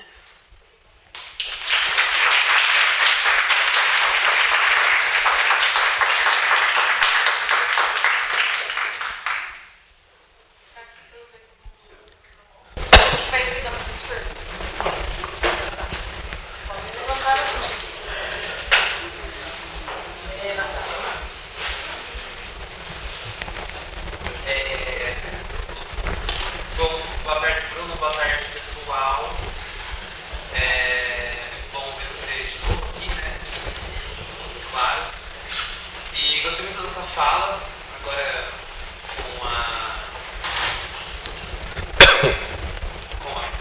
terminando o mestrado, né? Agora no doutorado a gente já vai ter outras ideias do que o pessoal vai falando, né? Eu vi muito o trabalho que você tem na pesquisa, então isso foi bem legal ter esses dois tempos ali, né? Essa ideia da gente que você faz. E esse estudo do Platão eu achei interessante porque parece que ele queria buscar esses elementos importantes, fundamentais ali da constituição do mundo, né? E aí ele busca essas formas perfeitas, né? Tipo um quadrado, um cubo, né? Enfim, essas formas perfeitas, mas na geometria projetiva parece que ela aborda mais coisas, né? Então é muito legal você ver tipo, a geometria na nossa folha de papel, né? Tipo, quando você teve aquele experimento lá. E não sei, pode ser que eu estou viajando, mas parece que o Platão ele meio que deu uma limitada, né, no que a geometria poderia ser. Né? Então é muito importante a gente ter essas dimensões diferentes para a gente conseguir ensinar matemática, né, e tudo mais. Mas enfim, é só um comentário mesmo, só para fazer a discussão, parabéns pelo seu trabalho. E acho que é isso. E isso que você falou é importante para a gente até entender como professor de matemática, que apesar da geometria ser algo abstrato, a geometria escolar ela precisa ser concreta. Porque o aluno ele nunca vai chegar a essa abstração se ele não tiver esses modelos concretos, né? Eu fiquei confusa numa parte. Foi quando você estava mostrando as bicicletas. Certo. Quando você deixou aquelas eras paralelas, aí você falou assim, porque uma bicicleta é aquela no meio e a outra está lá no infinito, né? E eu fiquei pensando assim, a bicicleta ela não é essa reta que vai dividir o ângulo em 2 ângulos igualmente? Sim. Onde que está o ângulo ali se as retas não se tocam, se não são paralelas? Então, Que geometria é essa? Eu pensei em euclidiana, porque na euclidiana não tem bicicleta ali. justamente, se você for pensar do ponto de vista euclidiano, não existe bissetriz e elas não se encontram. Do ponto de vista projetivo, não existem nem paralelas, certo? Então, e elas se encontram e aquilo vai continuar sendo 2 retas concorrentes, só que num ponto impróprio. Exatamente. E a outra uma bissetriz imprópria. Não, eu fui pesquisar o que é ângulo, falei, meu Deus, mas cadê o ângulo? Não tá fazendo sentido. E qual é o ângulo formado entre 2 retas paralelas? Na euclidiana vai ser só esse espaço. Não vai ter? Na euclidiana não vai ter também. Porque é importante a gente perceber que tipo, o ângulo entre 2 retas elas não precisam se tocar. certo? Então eu obtenho o ângulo entre elas a partir de uma paralela, passando que seja concorrente, eu observo esse ângulo. Então, se eu penso em duas retas paralelas, o ângulo entre elas é um ângulo nulo, certo? E que faz sentido, se a gente pensa também projetivamente falando, porque quanto mais eu afasto esse ponto, esse ângulo ele vai se fechando, se fechando, se fechando, até ele tender a ficar nulo. Eu tenho que emendar uma pergunta aí. Quando a gente vai falar em paralela, a gente define paralela diferente no plano e no espaço. Define aí. Por exemplo, a paralela a gente vai falar assim, são duas retas que não se encontram, por exemplo. No plano funciona, no espaço não, porque eu posso ter isso aqui e ela não ser paralela, certo? E elas não se encontram. Então, quando eu estou no espaço, eu tenho que falar uma propriedade a mais para garantir Exatamente. isso aqui, ok? Isso. Então, como é que eu defino o ângulo? O que é um ângulo? Não, agora eu perguntei. Ah, tá. Agora a minha pergunta é, quando eu vou definir ângulo, eu quero ver como é que você... Isso. Essa primeira parte a gente Certo, não fala, certo. nas minhas aulas. Isso. Agora vamos lá. Isso. Como é que você vai falar a definição de ângulo? Primeiro, se elas são diferentes no plano e no espaço, Sim. ou se você vai ter uma definição única que serve para Isso. plano e espaço. Por exemplo, só pegando ainda a fase da paralela que você falou. Eu, particularmente, eu prefiro definições mais genéricas, né? Então, por exemplo, você está certa e é essa definição euclidiana que duas retas paralelas não se encontram. Mas eu posso dizer que são retas que mantêm a mesma distância entre si. As retas reversas não mantêm a mesma distância, certo? Todos os pontos ele têm distâncias diferentes nas retas reversas. Já as retas paralelas, todos esses pontos aqui eles vão ter a mesma distância. Então isso daria para o espaço, para o plano, para o que for. O ângulo. Eu vou definir o ângulo como uma região. Ela é uma região infinita, inclusive, porque ela não tem delimitação, certo? Para existir o ângulo, eu preciso ter um vértice e preciso ter os lados que são duas semi-retas. Só que aí você vai dizer, mas se as retas não se encontram, eu não tenho um ângulo. Porque você está querendo saber não onde está o ângulo, e sim qual é o ângulo. Não tem a história do vetor? O vetor ele é um representante, né? Ele é um representante de todos esses segmentos orientados. Ele não tem um lugar específico. Do mesmo jeito que o ângulo, quando eu falo do ângulo aqui, eu posso representar graficamente esse ângulo a partir de um ângulo específico. Mas o ângulo entre as retas, ele vai existir mesmo que elas não se cruzem. Mas a definição é? Eu digo que é a região infinita do plano entre duas semi-retas. De origem coincidente. E se você pensa no... Sim. Agora você tem que dizer no plano, porque o ângulo ele é plano. Agora se você pensa no ângulo poliédrico, que é essa região aqui espacial, formada por tipo, eu tenho essa face e essa face. Que vamos supor fosse aqui os três ângulos, não é 90, mas vamos pensar que é, né? Ali é melhor, porque ali tem os três ângulos de 90. Então eu tenho três faces, cujos ângulos são retos, e que eles compõem essa região espacial que a gente chama de ângulo sólido ou ângulo poliédrico. Mas aí você ia precisar fazer essa translação? Como assim? Desenvolva. Tipo, você tem duas retas. Certo. Sim, você precisa fazer. Precisa fazer uma... Você precisa fazer para definir esse ângulo. Se você não fizer, você não consegue definir o ângulo. Certo? Do mesmo jeito, se eu tenho um segmento aqui, um segmento aqui e outro segmento aqui, como é que você faz para descobrir o ângulo entre eles? Você não tem que prolongar?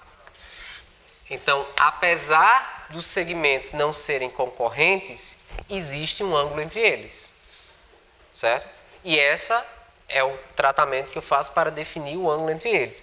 No espaço, eu vou passar uma paralela à outra, de modo que ela seja concorrente. E aí eu estou falando em ângulo entre duas retas. Sim, Mas então, nesse caso, também é um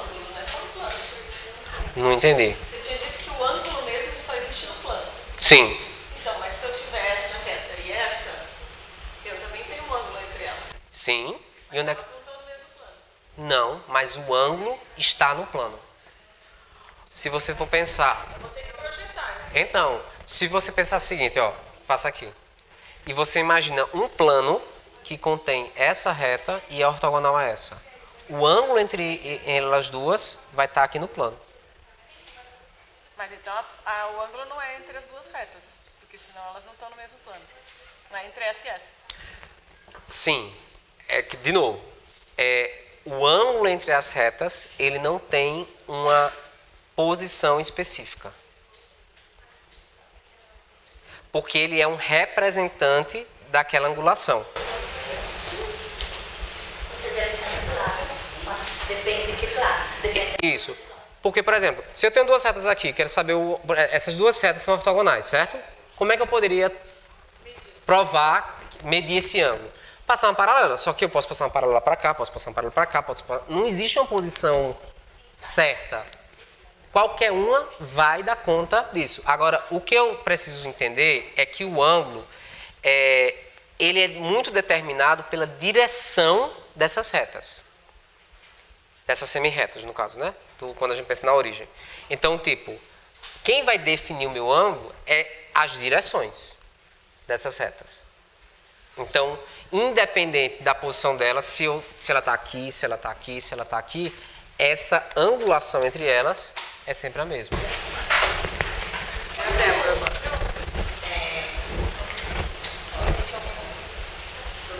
Tudo bem. Primeiro, obrigada pelas palavras, muito interessante. Eu gostaria de saber duas coisas. Uma, em relação à sua apresentação, achei muito interessante aquela linha que você trouxe, foi trazendo, eu queria saber qual foi o software, o que você usou para fazer aquilo ali, achei muito legal.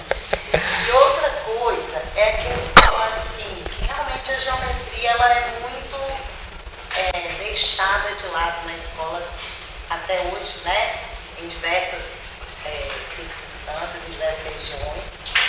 E essa questão dessa exploração, desse olhar, dessas construções que são menos vistas ainda, você acredita que o uso de, por exemplo, o GeoGebra, como você utilizou, ou de algum software de geometria dinâmica, ajuda os professores e os alunos a ter mais interesse para explorar, para buscar, para construir, ou o próprio lápis e papel seria mais eficiente, mais interessante para essa situação, para esse contexto? Sobre o programa é PowerPoint. É PowerPoint. Isso é PowerPoint. Isso. Você usa, tem uma função de transição entre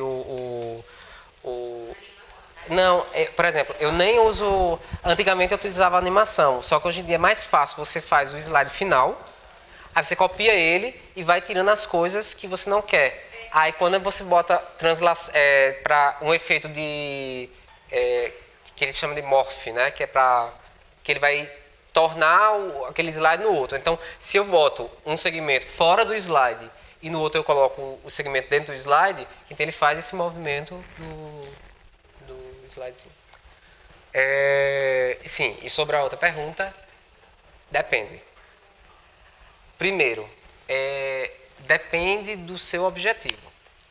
O GeoGebra, por exemplo, eu uso muito o GeoGebra em sala de aula para ilustrar. O aluno ele pode estar mexendo também? Pode, se você tem uma escola que o aluno tem tablet, ou tem celular, ou tem isso aqui, aquilo outro. Mas ele pode também estar desenhando? Pode / deve. Porque assim, ele vai passar por processos cognitivos diferentes. Então, tipo, ele fazer o quadrado no GeoGebra é um processo cognitivo, porque ele está mexendo no mouse, que ele não está vendo a mão dele, e ele está vendo a tela acompanhando o mouse. E no lápis, ele está lá, olhando para a mão, mexendo com os instrumentos, desenvolvendo outras habilidades com o mesmo conteúdo. Então, assim, para mim, o que é importante não é o conteúdo. O conteúdo é um meio para desenvolver determinadas habilidades. E a gente pensar na geração de hoje em dia, em que só vive no celular, que só vive no computador, você ter experimentações onde eles peguem, onde eles sintam, onde eles percebam essa geometria no concreto, eu acho assim importante. Porém, aquilo que eu mostrei, por exemplo, das retas paralelas, que vai ter a bissetriz lá que é imprópria, isso é uma coisa que eu só consigo mostrar com GeoGebra. Então, aí eu preciso ilustrar para ele. Então, eu posso também fazer applets para que os alunos explorem determinadas propriedades. Então, é importante que eles entendam as propriedades, para que ele tenha esse repertório semântico, para que no momento que ele vá construir, não adianta eu já colocar ele para construir se ele não tem nenhum repertório semântico, ele não vai sair do canto. Então, e depois vai ter o uso desses instrumentos, e como é que ele vai utilizar, para que ele vai utilizar, e se ele não tem nenhum repertório semântico, ele vai fazer... Quer dizer, ele sempre tem algum repertório semântico, mas assim, se ele não tiver esse repertório semântico geométrico, de determinados conceitos, ele não vai... Então, eu sugiro assim, você tem que trabalhar as duas coisas. Você fala para alunos, para infantil, ensino fundamental, ou toda a educação básica? Toda a educação básica. O infantil, eu acho que ele tem que assim priorizar o concreto, porque o infantil ele ainda não tem essa questão da abstração. Então ele precisa, você nem traz assim muito conceito das coisas. Você faz com que ele perceba, sabe aquela coisa, ó, vamos separar aqui tem vários quadriláteros, vamos separar aqui aquilo que vocês acham que são parecidos. Aí eles vão lá, vão separando, não sei o quê. Por que você separou esse grupo? Então eu estou colocando, porque é ele que está produzindo significado para cá. Não sou eu que estou. Olha, pessoal, os quadriláteros são esse, senão é só aquela informação fácil. Então, se eu sempre questiono, uma coisa que eu sempre faço, que eu tenho muitos alunos que eles conversam com um colega, aí vê como o colega faz e ele consegue reproduzir a construção. Aí quando ele vem me entregar, eu disse, como foi que você fez? Ele, não, eu abri o compasso, não sei o que. Eu disse, certo, mas por que você abriu o compasso aqui? Então, porque o que me interessa não é a construção. Isso é o que menos me importa. Eu quero que ele desenvolva um pensamento geométrico. Então, se a gente pensa nisso como foco, independente da mídia, e pensando na educação infantil, ele tem que ser mais concreto até chegar nesse nível de abstração. E também uma outra coisa, por exemplo, no ensino médio, lá no colégio, eu tenho uma disciplina que é geometria gráfica aplicada. Então, por exemplo, a gente estuda... É pública. A gente... o colégio de aplicação.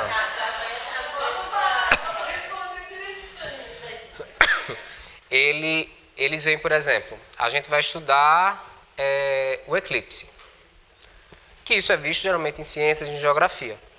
Só que aí, se é geometria gráfica aplicada, então eu vou tentar entender o que me interessa aqui é o fenômeno e não a geometria. Mas eu vou entender esse fenômeno a partir do aspecto geométrico.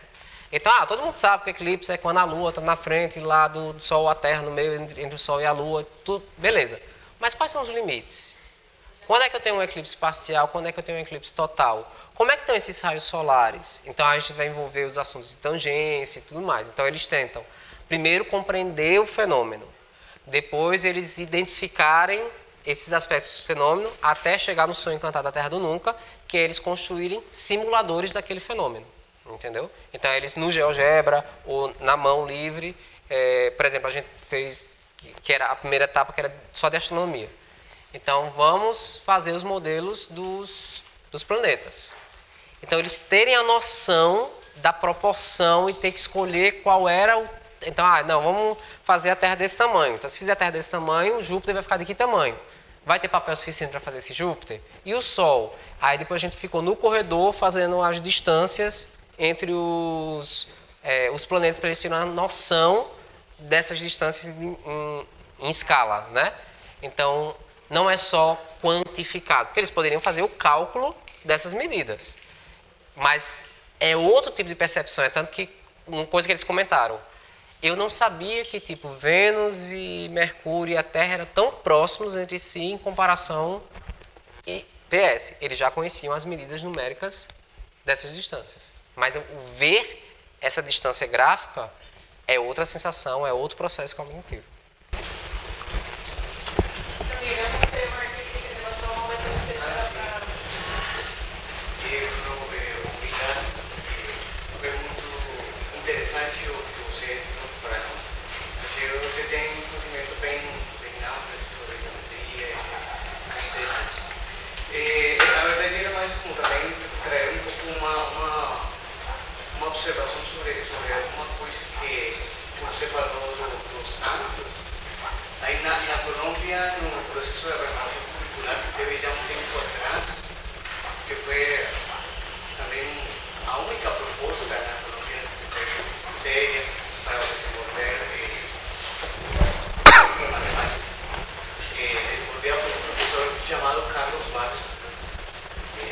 Assim, num tempo muito criticado também no trabalho também não tão conhecido na faculdade de educação.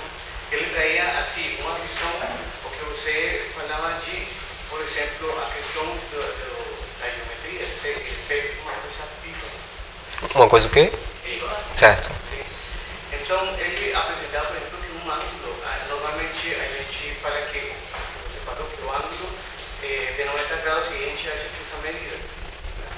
Mas ele falava que o ângulo era o movimento da reta.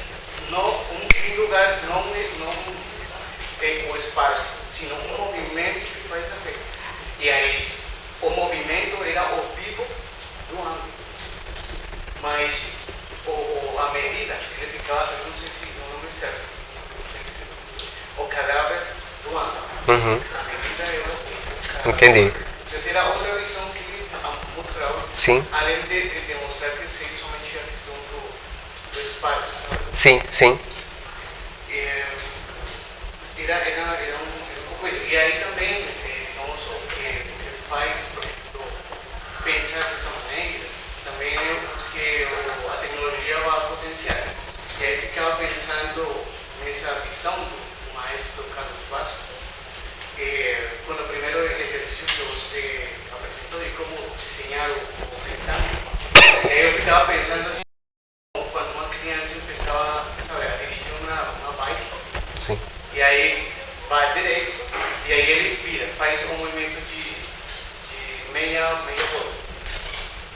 E logo vai outro pouquinho, vira.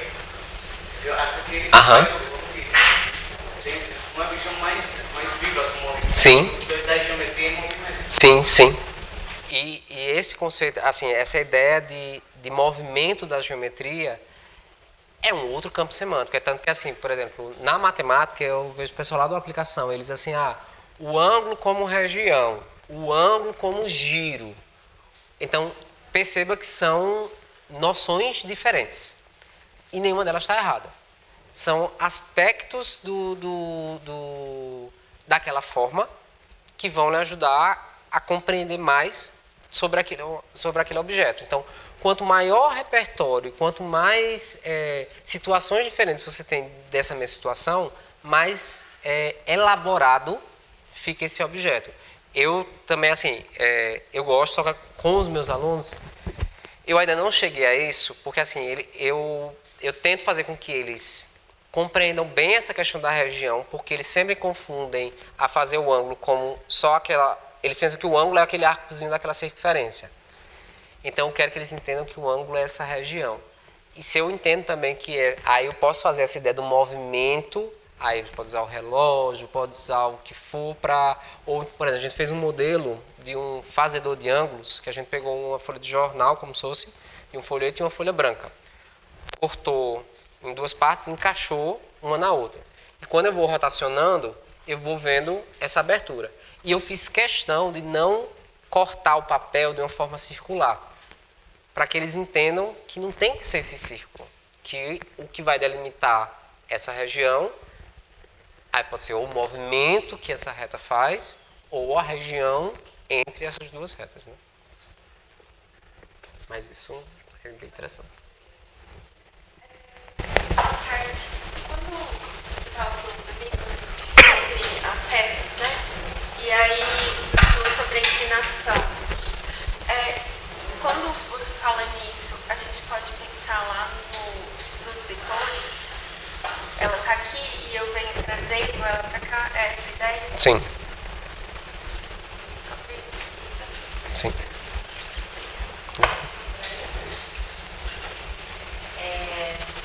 Muito bacana mesmo te ouvir, assim, permite a gente estabelecer muitas conexões, né? Você apresentou, mas eu queria voltar lá no comecinho da sua apresentação. Você falou dessa licenciatura Expressão gráfica. em expressão gráfica, né?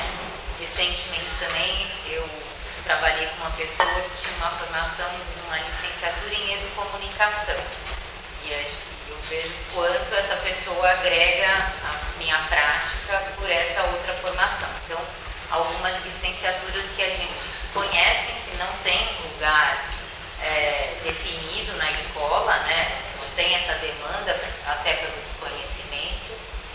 E aí eu fiquei curiosa um pouco desse seu trabalho e das pessoas que talvez emergem saiam desses cursos, não sei quanto você tem esse conhecimento, né? Mas queria ouvir um pouco mais desse trabalho lá que você faz no CAP, o que mais cabe nesse seu espaço de trabalho, enfim, como você vê essa área. Pronto. A geometria gráfica, ela está dentro de uma outra área, que é a expressão gráfica. Inclusive, existe a Associação Brasileira de Expressão Gráfica. Nessa área da expressão gráfica, ela cabe artes, cabe design, Então, qual o problema na nossa área? Interessante assim, que eu sempre vou para uma formação que ela sempre é inter. Então, desenho, ele não é uma coisa isolada. Então, a geometria gráfica, ela não é só matemática. Ela não é... Então, a expressão gráfica não é só matemática, não é só engenharia, não é só... Então, às vezes, a dificuldade que tem desses profissionais, deles se agregarem, é porque, se eu sou engenheiro e trabalho com expressão gráfica, eu vou estar desenvolvendo pesquisa na área de engenharia. O designer vai estar desenvolvendo design, o arquiteto na área de arquitetura.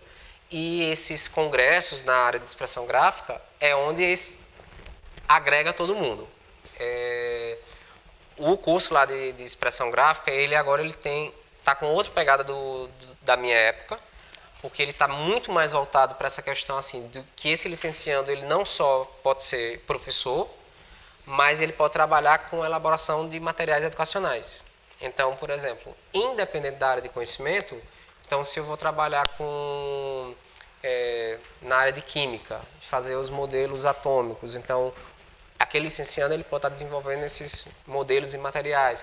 A gente está com muito foco nessa coisa também da impressão 3D e impressora laser. Então, de como está produzindo materiais didáticos e, na época do Covid, teve um projeto de extensão que foi impresso um monte daquelas máscaras e doado para os hospitais. Então, de não só...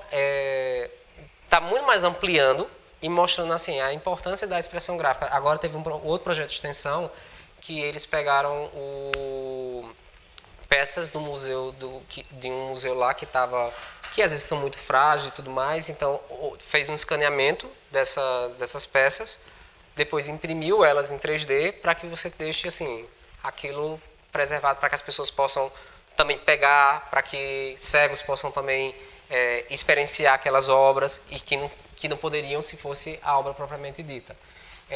Você trabalhar com próteses para medicina, N coisas, assim, tem muito campo, só que aí não é um campo específico, é um campo multidisciplinar. Então essa é a dificuldade às vezes que tem do profissional os alunos que entram, do mesmo jeito quando eu entrei, eu vi lá desenho, eu gostava de desenhar os Cavaleiros do Zodíaco, eu vi o currículo, tinha lá geometria, eu gosto de geometria, licenciatura eu não sei nem o que é isso, não sabia nem que era para ensinar. Aí pensei que você poderia ser professor ou alguma coisa. Durante o curso, eu me descobri professor. Aí, então, assim, muitos dos alunos, o perfil que a gente percebe deles eles são meio perdidos assim no meio do espaço. A maioria deles hoje, eles são voltados mais para essa parte das artes, essa aplicação da expressão gráfica nas artes e na parte de laboratório maker e tudo mais. Mas aí eu sou o da bandeira da geometria gráfica, que é a parte que eu sou assim, apaixonado. Então, por exemplo, os alunos, eles fazem as disciplinas de estágio e todos eles passam pelo colégio de aplicação. Então, assim, todos eles vão estar lá comigo e então eu tenho um PIBID. Só que, por exemplo, em que área é que vai estar o PIBID? Porque não existe uma área de expressão gráfica. Então a gente acaba tendo que se inserir dentro da área de artes, fazendo um projeto com expressão gráfica.